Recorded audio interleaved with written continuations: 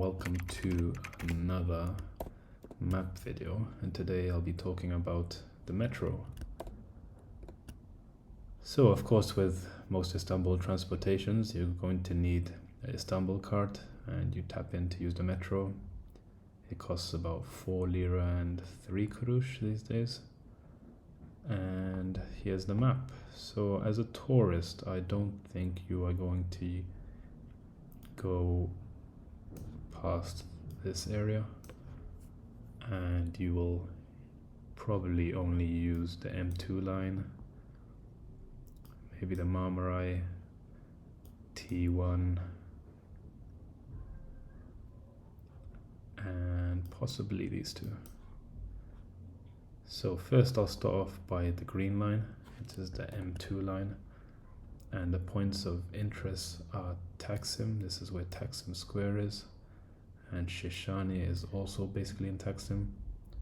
It's closer to Galata Tower. So from here to here is basically Istiklal Street. So this side is the Taksim Square stop, and this one is the near to Galata Tower at the end of Istiklal.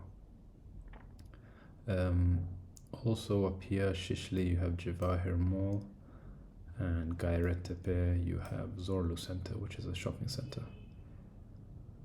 So this M2 line is great to stay in this area because it connects you to everything, and you can get to the tourist places fast. You can avoid the traffic, and you can avoid taking taxis.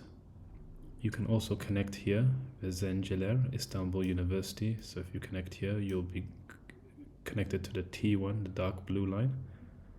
So T1 is basically the tram, so there's overground, and most of the others are underground. So on the T1 line, you have Grand Bazaar, Blue Mosque, the Spurn Column, Spice Bazaar.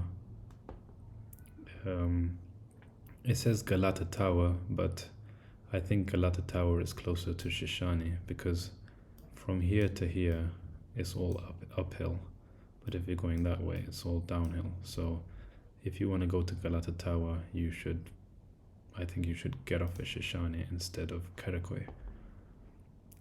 If you are staying around Taksim Square, I don't think you should take the F1. If you want to go to, for example, the Blue Mosque, I don't think you should use F1 and go Kabatashen and change and go to Blue Mosque. I think you should walk down Istiklal. It's a long street, but it's a nice walk. You'll see all the shops and stuff. And then from Shishani, it's a short walk to Galata Tower, and it's all downhill, so it's not bad. And then you can even just keep walking down, and you'll be in Karaköy. And this is where the bridge is with all the fishermen. This bridge here, and you can even walk to the Spice Bazaar and everywhere else.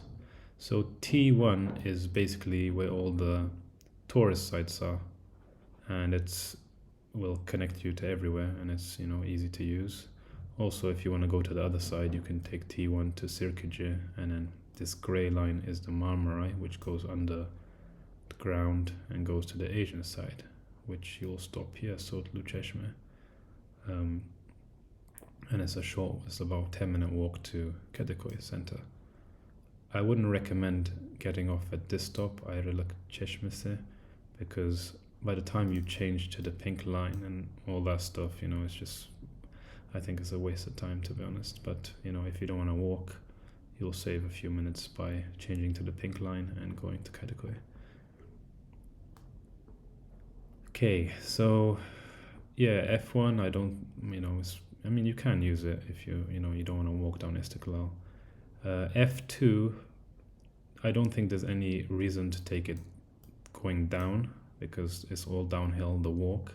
But say you are in Karaköy and you want to go back up to Taksim, I definitely recommend taking it the other way, because it's very steep, this part here, so it'll be worth it. And F2 is apparently one of the oldest trams in the world. I think it's the second oldest in the world, so it's quite nice and quite a cool experience, I think. So apart from that, I don't think you'll be going past here on the M2, and I don't think you'll be going to Yenikapı either, unless you want to take the Marmaray and go to the Asian side. And of course from Gayrettepe you can take the metro bus to the Asian side. I made a video about the metro bus. I will link it in the top right. And that's about it, I think. So yeah, M2 is a great line. The green line is a great line to stay around because it connects you to everywhere. And metro is probably the fastest way, you know, skips traffic and it comes on time, and there are quite a lot of them, and unless you're going at peak times, it's not generally that busy. But the trams are pretty busy. The T1 is pretty busy at random times of the day because of course all the tourist sites are there. But yeah, I think that's about it. Hope you enjoyed the video. Thank you for watching.